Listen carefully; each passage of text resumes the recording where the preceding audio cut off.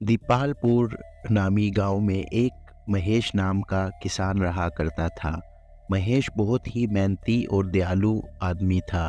वो बहुत मेहनत करता और बड़ी मेहनत से अपने खेत में सब्जियां उगाता और उसके बाद उसको जाकर शहर में बेच आता था। दीपालपुर में ही एक और प्रकाश नामी किसान रहता था। वो बहुत ज़्यादा हसद करता था महेश से और कोई भी मौका ना जाने देता उसको नीचे दिखाने का। वो हर वक्त मुश्किलें खड़ी करता महेश के लिए। एक दिन महेश और प्रकाश की तू मैं हो गई, जिसकी वजह से बात बहुत बढ़ गई थी। अरे प्रकाश, तुझे मेरे साथ क्या मसला है? तू बताता क्यों नहीं है? कभी तू मेरे खेत में पानी छोड़ देता है जिससे मेरी फसल का नुकसान होता है। कभी तू मेरे साथ क्या करता है, कभी क्या करता है। तेरा मसला क्या है? तू आज बता मुझे, तू क्यों इतनी हसद करता है मुझसे? अरे महेश, तेरा दिमाग तो नहीं खराब? मैं क्यों तेरे से हसद करने लगा? जा यहाँ से काम कर अपना और मेरे मुंह मत लगा कर, नहीं तो मैं तेरे साथ कुछ और ही कर डालूंगा। तूने मेरे खेत में पानी क्यों छोड़ा, जिसकी वजह से मेरी सारी गोभी की फसल तबाह हो गई। तू देख, मैं पंचायत में बात लेकर जाऊंगा और मुखिया को तेरी शिकायत करूंगा। तू देख मैं तेरे साथ करता क्या हूँ। हाँ हाँ ठीक है, जहाँ जाना है जाओ, मेरे दिमाग मत खाओ। तूने मुखिया के पास जाना है तो चला जा। ठीक है, अब मैं अपने खेत में पानी लगा के चला गया था। अब तेरे खेत में वो आ गया तो मैं क्या करूं? पानी पे किसी का कंट्रोल थोड़ी ही है। यूं महेश पंचायत की ओर चल पड़ता है ताकि वो प्रकाश की शिकायत लगा सके मुखिया के सामने। महेश को समझ नहीं आती कि आखिर इस प्रकाश को मेरे से मसला क्या है। ये हर वक्त मेरे लिए कोई ना कोई मसला खड़ा कर देता है और मेरे से बहुत हसद करता है ये। अरे मुखिया जी, इस प्रकाश का कुछ कीजिए, इसने तो मुझे बहुत परेशान किया है। अरे महेश बेटा, तू क्यों इतना परेशान है? मुझे बता, क्या हुआ है, क्यों इतना परेशान है? अरे मुखिया जी, ये प्रकाश मुझे बहुत तंग करता है। हर वक्त मेरे से हसद करता है, कभी क्या करता है, कभी क्या करता है। अब कल इसने मेरे खेत में पानी छोड़ दिया, जिसकी वजह से मेरी सारी गोभी की फसल तबाह बर्बाद हो गई। मेरा बहुत नुकसान हुआ है। आप कुछ कीजिए इसके बारे में। अरे महेश, तू परेशान मत हो, तू चिंता मत कर। कल मैं उसको पंचायत में बुलाता हूँ और उसकी खबर लेता हूँ कि वो आखिर क्यों ऐसा करता है। तू बिल्कुल चिंता मत कर। कल देख मैं करता क्या हूँ उसके साथ। अगले दिन पंचायत लग जाती है सुबह सवेरे ही और प्रकाश को बुला लिया जाता है मुखिया के द्वारे। मुखिया उससे पूछता है कि आखिर तुझे मसला क्या है महेश से? तू क्यों इतनी हसद करता है महेश से? अरे प्रकाश, तुझे क्या मसला है इस महेश से? बता तो सही, तू क्यों इतनी हसद करता है? अगर कोई मसला है तो मुझे बता, मैं हल कर दूं उसे। अरे मुखिया जी, भला मुझे क्या मसला हो सकता है महेश के साथ? मैं क्यों हसद करने लगा? मुझे कोई मसला नहीं है। आपको ज़रूर कोई गलतफहमी हुई है। देख प्रकाश, अगर तुझे कोई मसला नहीं है तो तूने फिर महेश के खेत में पानी क्यों छोड़ा? उसकी वजह से उसकी सारी गोभी की फसल तबाह बर्बाद हो गई। क्या क्यों करता है तू ऐसा? अच्छा मुखिया जी, आप उसकी बात कर रहे हैं। मैं क्या करूं? मैं तो अपने खेतों को पानी लगा के चला गया था। अब अगर पानी महेश के खेत की तरफ चल पड़ा तो इसमें मेरा क्या कसूर है? भला पानी पर किसी का नियंत्रण थोड़ी है। आप भी अच्छी बात करते हैं मुखिया जी। हाँ प्रकाश, तू बिल्कुल सही कह रहा है कि पानी पे किसी का नियंत्रण थोड़ी है। वो कहाँ चला जाए उसकी मर्जी। सुन बे मुकेश, तेरा खेत इस प्रकाश के खेत के साथ ही है ना? अरे सुन बे मुकेश, तेरा खेत तो इस प्रकाश के खेत के साथ ही है ना? जी मुखिया जी, मेरा खेत इसके खेत के बिल्कुल साथ ही है, आप सही कह रहे हैं। मुकेश, तू एक काम करी, कल तू अपने खेत में पानी छोड़ दई और उसका रुख इस प्रकाश के खेत की तरफ कर दई। अरे मुखिया जी, ये क्या कह रहे हैं आप? इस तरह तो मेरी सारी फसल तबाह हो जाएगी ज़्यादा पानी की वजह से। ये मत कीजिए। अरे प्रकाश बेटा, अगर तेरी फसल तबाह होती है तो क्या महेश की फसल तबाह नहीं होती? तू क्यों मुश्किलात खड़ी करता है उसके लिए? अगर तू किसी का बुरा सोचेगा तो तेरे साथ भी बुरा होगा। चल इससे माफ़ी मांग, नहीं तो तेरा पूरा गांव बाइकाट कर देगा, फिर अकेला फिरता रही। अरे मुखिया जी, मैं महेश से माफ़ी मांगता हूँ। महेश मुझे माफ़ कर दो। मैं आइंदा के बाद कभी ऐसा नहीं करूँगा। मैं माफ़ी मांगता हूँ। ठीक है, मैं तुम्हें माफ़ कर देता हूँ, लेकिन आइंदा के बाद कभी ऐसी कोई हरकत ना करना, नहीं तो फिर मुखिया जी सारे गाँव वालों को कहेंगे और वो तुम्हारा बायकॉट कर देंगे, फिर नहीं गुजरेगी तुम्हारी ज़िंदगी। इस तरह प्रकाश बहुत गुस्से में होता है कि महेश ने उससे पूरी पंचायत में माफ़ी मंगवाई है और वो दिल में सोचता है कि मैं इसको छोड़ूंगा नहीं। महेश, तूने आज मेरे से पूरे पंचायत में माफ़ी मंगवाई है, तू देख मैं तेरे साथ करता क्या हूँ।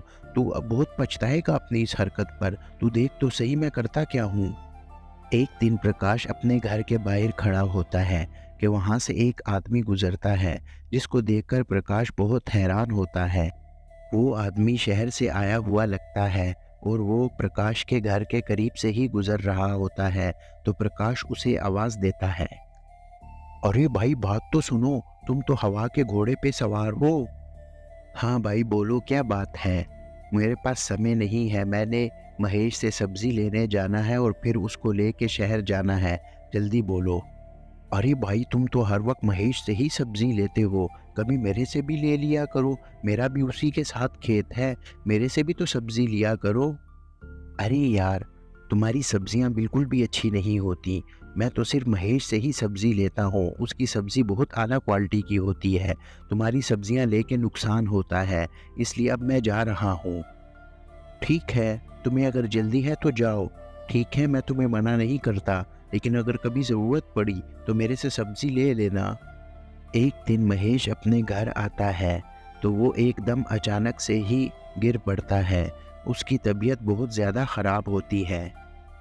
अरे ये क्या हो गया आपको? उठिए ज़रा, आपको कहाँ पर चोट लगी है? मुझे आपकी हालत ठीक नहीं लग रही। सुविधा बहुत मुश्किल से महेश को उठाकर चारपाई पे डालती है। महेश की हालत बहुत ख़राब हुई होती है। थोड़ी देर के बाद महेश को चेक करने के लिए एक डॉक्टर आता है और वो उसे चेक करने लगता है। बहन, घबराने की कोई बात नहीं, इनको वायरल इन्फेक्शन हुआ है, मैंने कुछ दवाएं लिख के दी हैं, वो इनको दे दीजिएगा ताकि ठीक हो जाए। अरे डॉक्टर साहब, आपका बहुत धन्यवाद, आप टाइम पे आ गए, नहीं तो मैं बहुत ज़्यादा घबरा गई थी। इनकी हालत ख़राब थी। अरे अब फसल का क्या होगा, उसको कौन काटेगा, वो सब्जियां तो सारी गल सड़ जाएंगी। मेरी हालत तो बहुत ख़राब है, मैं तो नहीं काट सकता, पता नहीं क्या होगा। अरे फसल कटती रहेगी, उसका क्या है? आपकी हालत इतनी ख़राब है, आप पहले अपनी सेहत को ठीक कीजिए, फिर फसल के बारे में सोचना। जान है तो जहान है। अरे हाँ, तुम भी सही कहती हो, जान है तो जहान है। अरे महेश, तुम कहाँ पर हो? तुम्हारा तो कोई पता ही नहीं चल रहा, ना फ़ोन उठा रहे हो, किधर हो? अरे साहब जी, मेरी तबीयत बहुत ख़राब है, मुझे बुखार हो गया था, मेरी हालत बहुत ख़राब है, इसलिए मेरे से उठा भी नहीं जाता, मुझे नहीं पता था। अच्छा, इसलिए मैं भी कहूँ कि तुम फ़ोन क्यों नहीं उठा रहे, क्योंकि तुम्हारी तबीयत ख़राब है, तो फिर तो फसल भी नहीं कटी होगी, तो मतलब मुझे इस बार सब्ज़ी नहीं मिलने वाली तुमसे। चलो ठीक है, कोई बात नहीं, मैं अगली बार ले लूँगा। जान है तो जहान है, तुम आराम करो और कोई चिंता मत करना, ठीक है? तुम अपना ख़्याल रखो, मैं चलता हूँ, मैं इस बार कहीं से और से सब्ज़ी ले लूँगा, तुम बेफ़िक्र रहो। ठीक है साहब जी, जैसे आपकी मर्ज़ी। मैं जब ठीक हो जाऊँगा तो फसल काट कर आपको इत्तला दे दूँगा। फिर अगर आपने लेनी हुई तो मुझे बता देना। अब वो आदमी प्रकाश के घर जा रहा होता है, क्योंकि महेश से उसको सब्ज़ी नहीं मिलती। महेश की तबीयत बहुत ख़राब होती है, इसलिए उसने फसल नहीं काटी होती। तो वो अब प्रकाश के घर जा रहा होता है कि वहाँ से सब्ज़ियाँ ख़रीद सके और शहर ले जा सके, इसलिए अब उसके घर जाना पड़ता है। अरे साहब जी, आप मेरे पास आए, आपका बहुत धन्यवाद। प्रकाश, तुम्हें तो पता है कि महेश की तबीयत ख़राब है, तो इसलिए उसने इस बार फसल नहीं काटी, तो मुझे सब्जियां नहीं मिली। मुझे अब तुमसे सब्जियां चाहिए हैं। अरे क्यों नहीं साहब जी, जितनी सब्जियां चाहिए उतनी ले लें। मैं तो आपको पहले भी कहता था कि उसको छोड़ के मेरे से ले लें, बस दाम अच्छे दे दीजिएगा। अरे नहीं, मैं तो महेश से ही सब्जियां लेता हूँ। तुम्हें तो पता है कि उसकी सब्जियां कितनी अच्छी क्वालिटी की होती हैं। मैं तुम्हें दाम अच्छे दूंगा, तुम फिक्र ना करो, बस तुम मुझे अच्छी सी सब्जियां दे दो ताकि मैं ले जा सकूं। प्रकाश दिल में ही खुश हो रहा होता है कि आज महेश के बीमार होने की वजह से ये आदमी मेरे से सब्जियां ले गया, अब मुझे अच्छा धन मिलेगा। अरे महेश, तेरे बीमार होने की वजह से आज मुझे बहुत धन मिला। तेरा तो कुछ करना ही पड़ेगा, तुझे मुस्तकिल तौर पर यहाँ से निकालना पड़ेगा। मैं तो कुछ ऐसा करूँगा कि तू ये गांव भी छोड़ेगा और व्यापार भी छोड़ेगा, फिर मैं अकेला ही इसको सब्जियाँ बेचूँगा। अरे अब मेरी हालत काफ़ी बेहतर हो गई है। अब मैं ऐसा करता हूँ कि मैं फसल काटने चला जाता हूँ, ताकि जो बची कुची सब्जियाँ हैं उनको महफूज कर सकूँ। मुझे पता है कि इस बार सब्जियाँ शहर नहीं जा सकेंगी, यहीं पर आधी कीमत पे बेचनी पड़ेंगी। ठीक है, अब आपकी हालत, अब आप जाएँ और फसल काट लें ताकि आप बची-कुची सब्जियों को महफूज़ कर सकें। महेश अब अपनी खेतों की ओर जा रहा होता है ताकि जो बची कुची फसल है वो काट सके। महेश दिल में बहुत परेशान होता है कि इस बार तो व्यापार में नुकसान होगा, क्योंकि इस बार फसल काटने में देरी हो गई है और सारी सब्जियां अब गल सड़ गई होंगी। अब उनको आधी कीमत पर बेचना होगा। रात के अंधेरे में प्रकाश अपने घर की तरफ से निकलता है और वो उस ओर जा रहा होता है जहाँ पर महेश ने सब्जियाँ रखी होती है। प्रकाश के हाथ में एक बड़ी सी बोरी होती है, पता नहीं उसमें क्या होता है। महेश अब मज़ा आएगा, अब तुझे पता चलेगा। अब मैं इस बोरी से जहर निकाल कर तेरी इन सारी सब्जियों पे छिड़क दूंगा और ये जो भी खाएगा तो वो बीमार पड़ जाएगा और इस तरह तुझे पुलिस पकड़ कर ले जाएगी।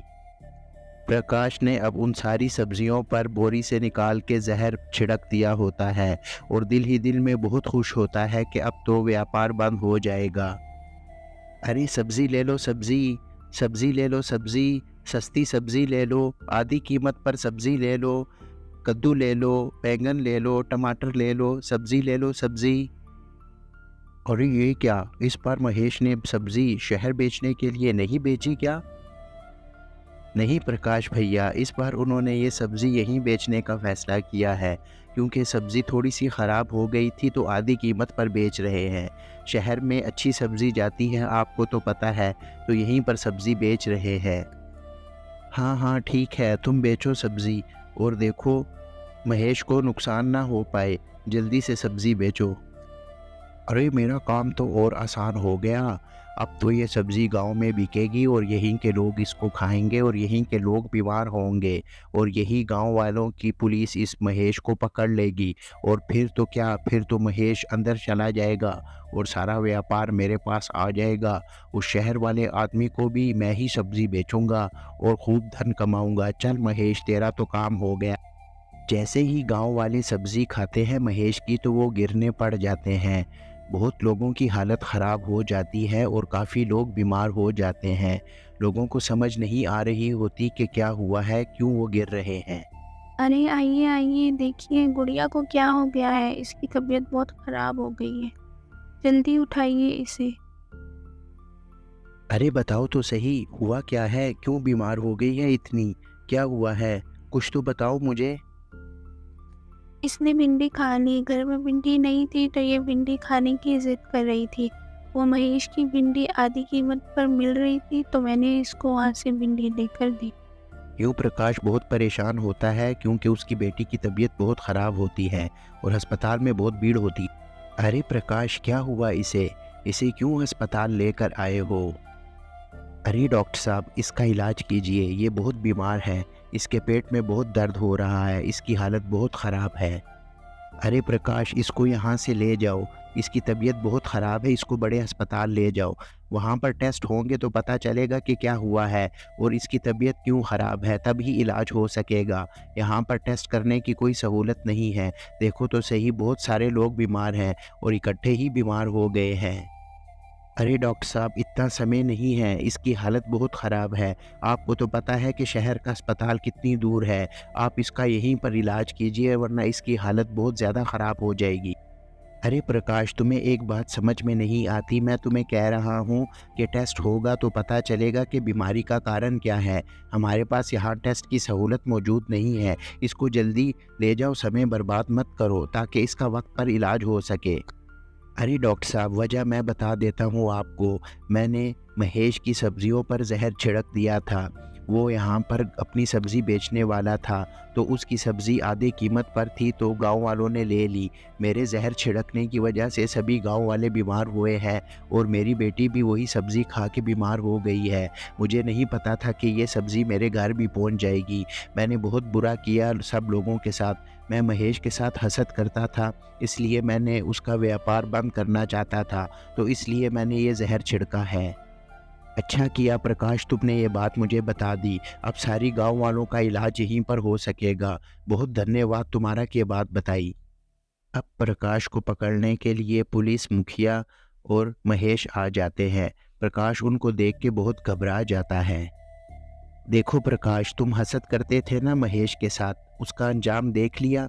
मैं तुम्हें मना करता था कि मत किया करो ऐसा, ऐसा तंग मत किया करो महेश को, मगर तुम बाज नहीं आते थे। ये तो अच्छा हुआ कि गांव वाले किसी की देहांत नहीं हुआ, नहीं तो बहुत बड़ा गज़ब हो जाता।